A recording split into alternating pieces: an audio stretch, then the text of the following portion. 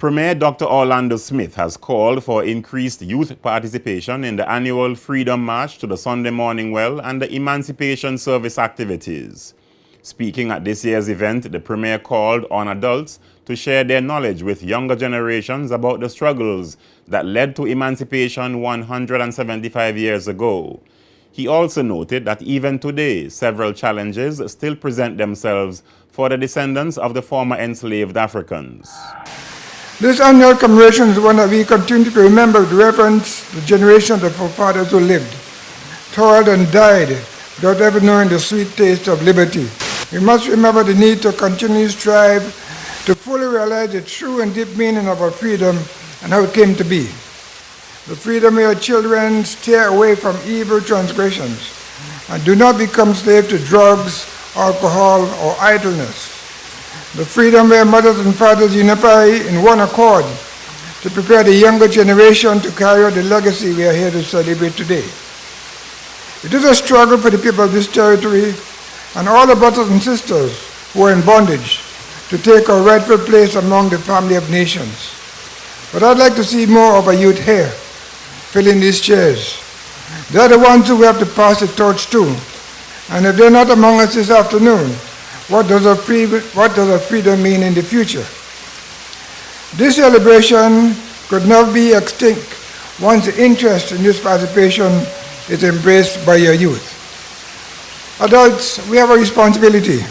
We have to take the time to teach them all that we know, document our thoughts, and share the story about how emancipation was paid for by sacrifice, as one Calypsonian puts it.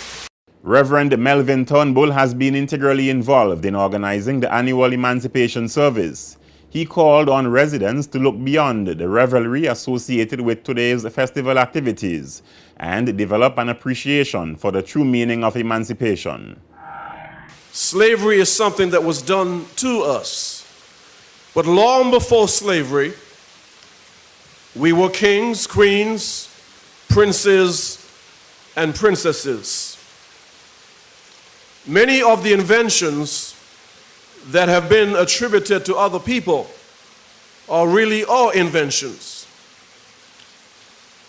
And a lot of folks do not want to face this truth. But the Bible itself has a very strong presence of colored folks. I say that to say that for a long time, a lot of truth have been buried, have been hidden, maybe out of fear, maybe out of control, whatever the reason is. But now as a people, we're becoming closer to understanding who we truly are. And why is that important? Because people that do not know who they are will always be led by others and always ashamed. But people who know who they are, especially the rich heritage that we have, will be proud to pass it on to the next generation.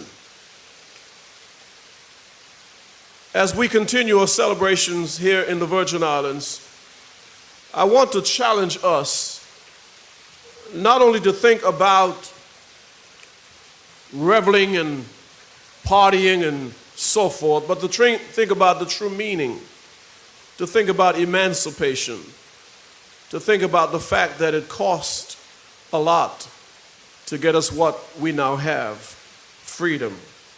The feature address was delivered by Rev Charles A Seton.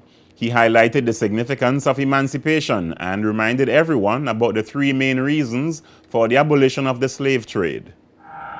The students of history will no doubt make reference to the three main factors that influenced the abolition of slavery as unprofitability, of slavery and sugar.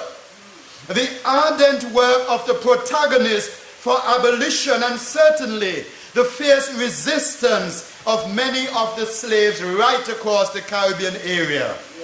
But I must confess that for many of us in the Caribbean islands, emancipation is not really a reality in any real sense. We are on our way, but we are a long way from home.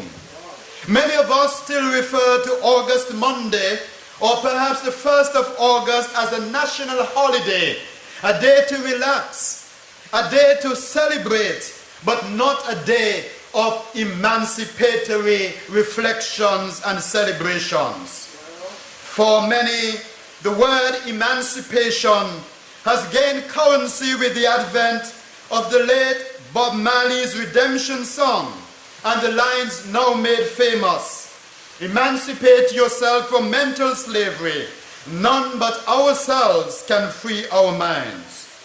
We use these words and the entire song for our own validation, for advice, for appreciation, and even for entertainment. Yet, how many of us have actually paused to critically examine this song as to its message and purpose? Perhaps more pertinently, is the issue of emancipation in its meaning and relevance for all of us today and for our generations yet unborn? There are those who argue very vociferously that slavery is over and past, and they no longer have to live in the past. Others have held on to the view that they are free, and therefore not in bondage, and so care very little or nothing for the past.